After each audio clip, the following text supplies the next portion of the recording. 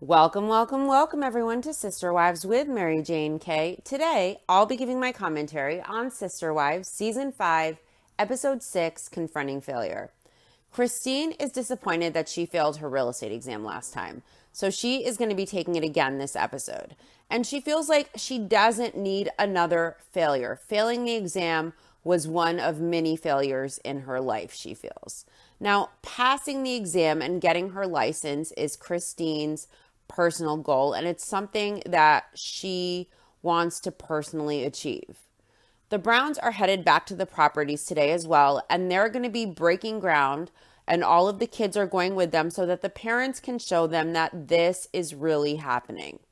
Robin adds that it's been a long time since she has felt like someplace is her permanent home, and she felt it now, and she says now she and her kids can put down roots. And Robin hopes this is it, that the roots are permanent, that they're not going to move again.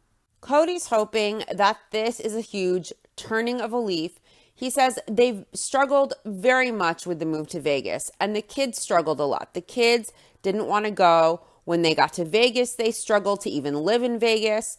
And the show flashes back to the scene where Cody tells the family, the kids, that they found these properties, and the kids doubt the adults. They doubt Cody because, of course, Cody said it was in the bag before with the properties and it fell through.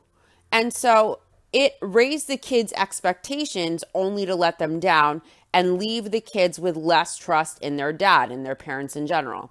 So now, finally, the kids can see it is real. They will have 4 homes next to each other in the cul-de-sac, and the whole family will be steps away from each other when this is done and the homes are built. Cody feels having the kids believe and buy into that this is real, that it's significant. It's a deep sense of security. And Cody points out that is all the children and the wives really want, that deep sense of security. That's what he said. But let's remember, in later seasons during the Rona, when the whole world felt insecure, during this worldwide pandemic, the whole world was scared. Cody did all he could to be absent as a husband and father and to make his kids and wives feel less secure and less assured. And he used that uncertain time to demand patriarchy, to demand obedience, to demand control, where he knows his kids and his wives really need that deep sense of security, of course, when they are fearing this pandemic. But when they needed Cody's support and reassurance and that deep sense of security the most from Cody, Cody created unreachable hoops to jump through, shifting goalposts as an excuse to be absent as a husband and a father.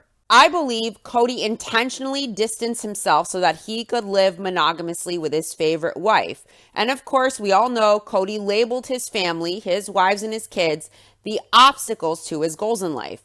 But here in season 5, Cody knows all the kids and wives want, all they need is a deep sense of security. The older kids are trying to have hope about these homes in the cul-de-sac, and Aspen thinks living in the cul-de-sac all next to each other will be a similar experience to what the family had in Lehigh when they all lived in separate sections of one house.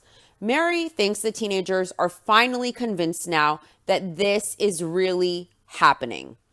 Aspen thinks it will be good to see the younger kids all grow up together the way they did as siblings. That sense of togetherness, that sense of being one family is lost now with the family being in the 4 separate homes. And the kids don't get to interact on a daily basis. They don't get to feel like they are siblings, growing up together, being raised together. They don't get that same experience that the older kids got. Cody does a family toast on the property. He toasts to finally being together in homes right next to each other and to being able to function as a family again. And he thanks God. Cody can thank God in his toast. He can thank God in words, but Cody has definitely shown how ungrateful he is for his family in later seasons. All the gratitude, right? Let's remember Cody's level of gratitude. Every time Christine's sacrifice of being the caregiver was mentioned, did Cody have gratitude? Cody diminished it, and he always brings up his sacrifice, how much he had to sacrifice, how much he had to sacrifice to love Christine, his sacrifices for the family. Cody wants all the glory, never truly appreciating what his wives did to sacrifice for him, never truly being grateful, never appreciating his whole family. Cody is so grateful, in fact, in later seasons that he refers to his family as his obstacles to his goals in life, not his blessing, his obstacle.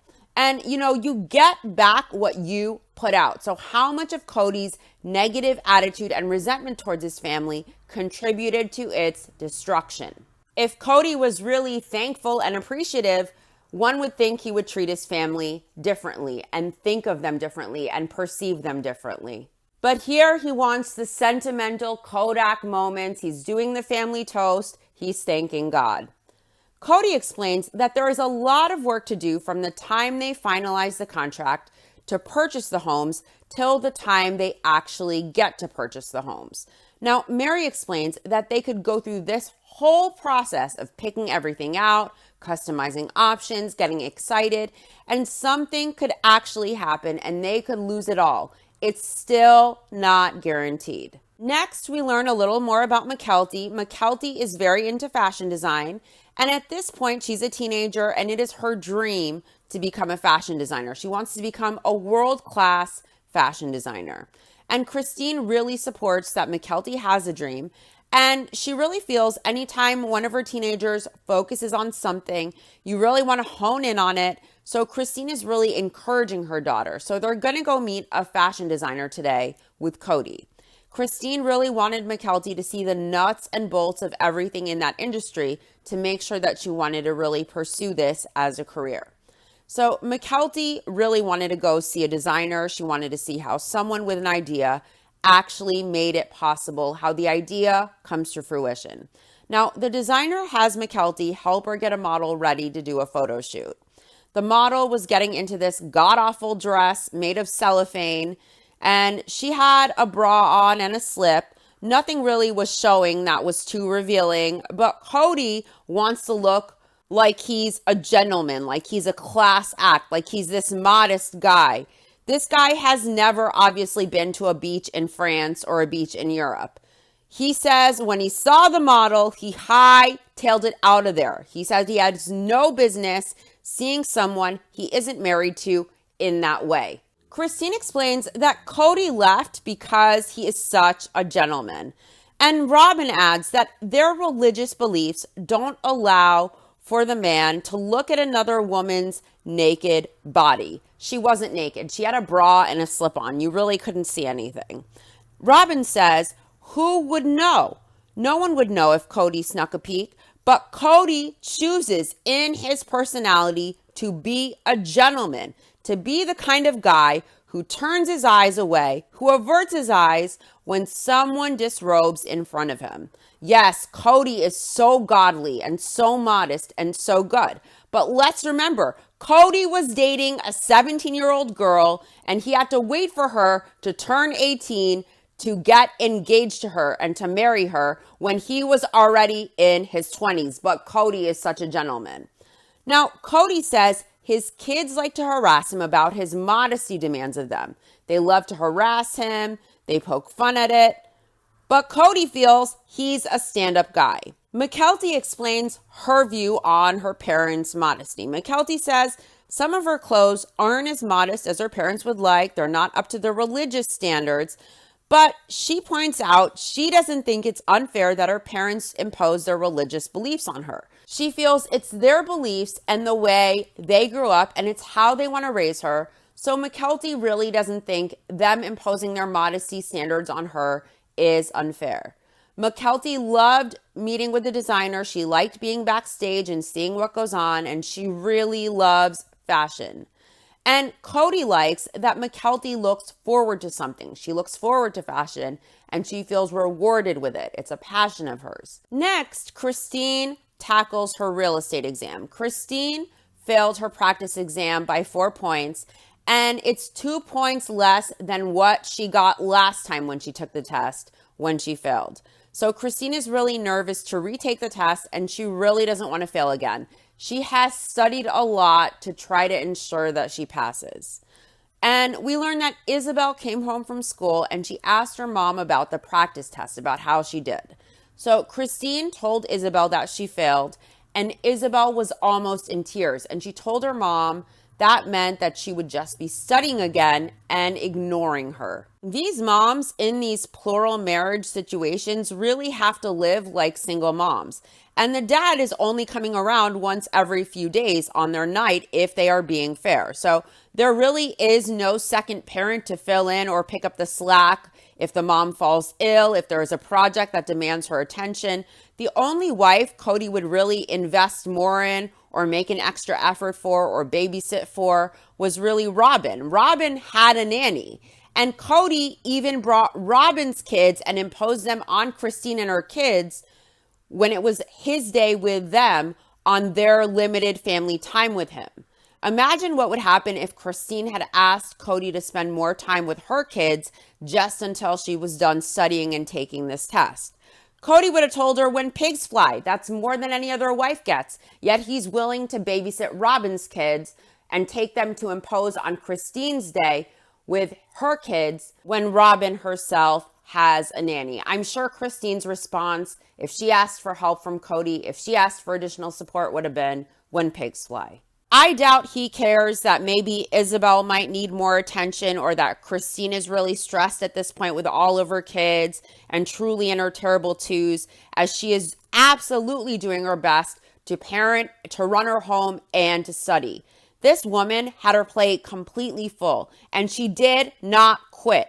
And she was willing to crack open that real estate book and to try again. And I think that's amazing, especially when we compare that with Cody, who said he was getting his real estate license in a month, if not sooner, because of all the opportunities that abound. Yet Cody took one look at the real estate book and he said, fuck no, I'm not doing it. He was intimidated. He didn't even try to crack that book open. Christine is trying a second time. Christine has all this on her plate and she is trying. And we don't even see Cody or any of her sister wives, for that matter, there to lend a helping hand or offer some relief for her. Christine explains that they moved their whole family to Vegas with all of these promises, with promises of staying together. And they flash back to Cody telling his family that they had to move to Vegas. He said it was to keep the family together, but they're really not together in Vegas. Christine says, obviously, that hasn't happened. They're still in the 4 separate homes. They're still separated. And the kids hate it. And Christine says her relationship now in Vegas with her sister wives is dwindling. It's definitely not as strong as it used to be. Christine feels qualifying for the mortgages was a huge step of success. And then everything else is falling apart. And she feels like it's nice to have a foundation to stand on for success. And she really just needs another success right now. Over at Robin's, she announces that they are launching My Sister Wives Closet online today. As Christine feels everything is falling apart around her, Robin is all smiles. And Robin explains that My Sister Wives Closet is their business venture and they're doing an online boutique with jewelry. So Cody, Janelle, Mary, and Christine are at Robin's house with Robin to launch the site. Their web designer is there too to launch this website. So Mary explains that they decided to go with My Sister Wives Closet as a family business because the startup costs for the business were significantly lower than the other things that they considered. Janelle says she still has the dream. It's still a dream of hers to open the gym, but it was a huge investment just to get started. And My Sister Wives Closet was just a fraction of the startup costs of what they anticipated they would need for the gym. Goblin is nervous. Christine worries, what if no one buys anything? Mary is nervous. There is a lot of traffic when they launch the site, but no one is buying anything. So Robin complains that people were just looking, they weren't buying. And she feels like they had this humongous audience just staring at them as they were standing there naked.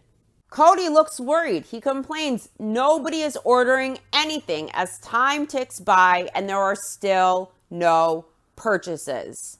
Mary apparently expected that their fans would gobble up everything. She expected that people would be purchasing things really fast the second the site launched. And Cody explains the emotional setback is one thing, but the financial setback, if this flops, is terrible. I wonder how much money they lost on My Sister Wives closet. The designs were ugly, they were clunky, and the jewelry was way overpriced for what it was, sterling silver or not.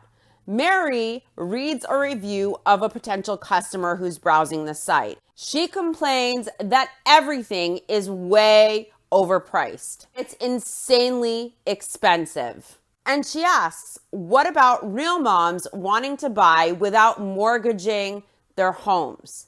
Did Robin and Cody even consult Janelle on who their audience is, the demographics, the income levels, the different price points of similar jewelry? I think these guys way overestimated their star power, thinking people would gobble this junk up. If they maybe did a little research, it would have gone better. Cody thinks their pieces are iconic, they're different, they're unique pieces, and they aren't cheap.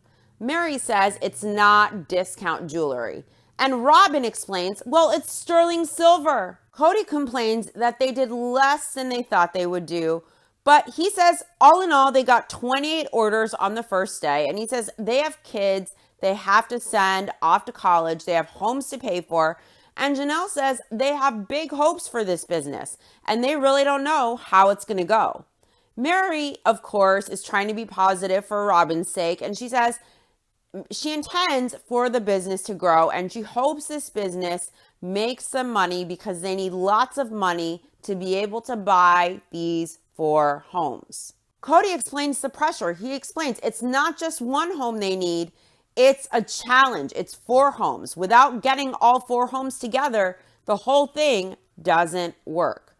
Christine feels like they failed. She looks at her family now, how they're all isolated from each other, and she feels they failed. And she isn't saying that it's permanent, but she says it feels like they're just living their separate lives and they don't need each other anymore. Christine goes on that she wanted these ladies to help her raise her kids. And she feels like she is now raising her kids on her own. And she even feels she is failing at that. Christine goes to take her real estate exam and Cody watches the kids. Cody and the other wives are going to take the whole family to the park to hang out. And Christine is going to meet them there. And she's going to give the whole family her results. If she passes, if she fails. Cody explains to Mary, they're sitting there gossiping at the park, that Christine had low energy on the phone, so he is assuming, he thinks Christine failed. Robin has a similar attitude. Robin points out that Christine is going to be so blue if she didn't pass again.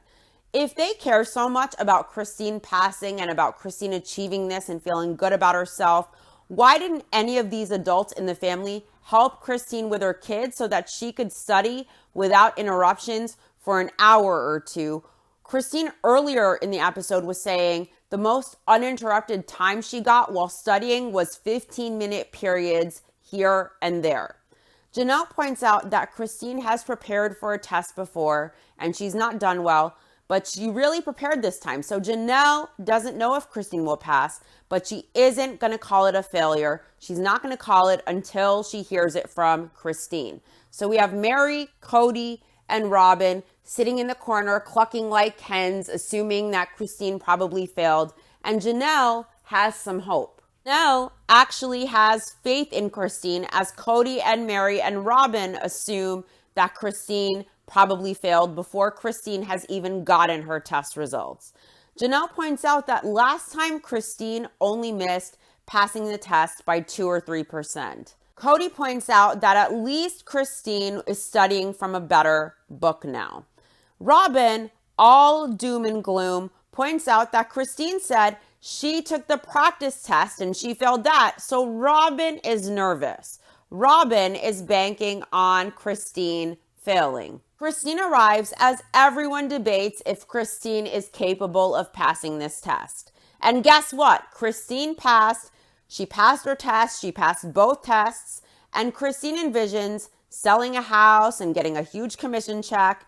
And she pictures telling everyone in the family about selling her first home and getting her first check, asking, well, what debt in the family do we need to eliminate? So right away, Christine is thinking about the family and the family's financial needs. And she wants to give her first check to the family, eliminating the most pressing debts in the family. Christine's main goal is to contribute financially, not to herself and her family, but to the family, the larger family. As Christine was studying for her exam, she thought back to when they were in Utah and the life they had there and how they were all together there and they would help each other out.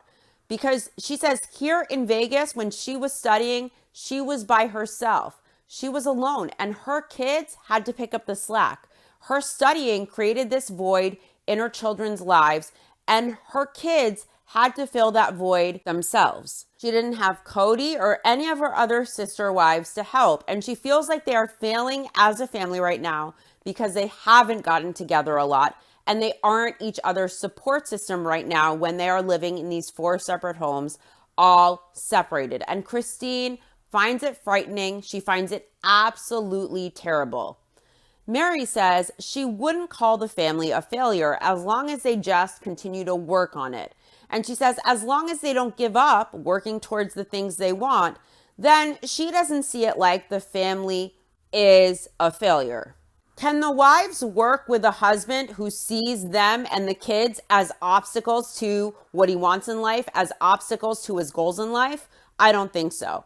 Christine called it. She knew the family was failing completely. She knew what was happening when they moved to Vegas. And I don't think she was anywhere near being ready or equipped to leave at this point in her life when they first moved to Vegas. But I think Christine knew that the family wasn't going to ever be what it once was. And I think it's interesting that even after leaving Cody, Janelle and Christine and their kids are what is left of the original support system in the family, and they hold strong and they are still the nucleus.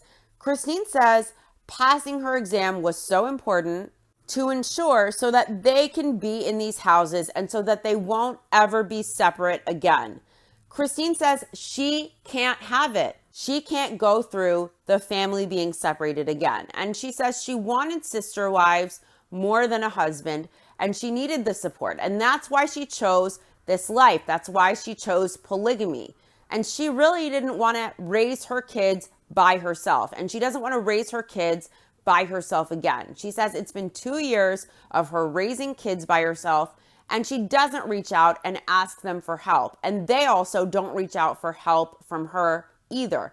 And Christine points out that is not what she signed up for, as Cody drops his head defeatedly, staring into his lap, not liking the truth coming out of Christine's mouth. Next time on Sister Wives, Season 5, Episode 7, Polygamous Pilgrimage into the Past, the Browns head to Nauvoo, Illinois. Cody explains that so much of their church history revolves around Nauvoo, Illinois, and it's where they get their origins for plural marriage. And Cody has a meltdown. That is going to be an interesting episode. That does it for this episode. Thanks for watching. I'll see you soon. Bye.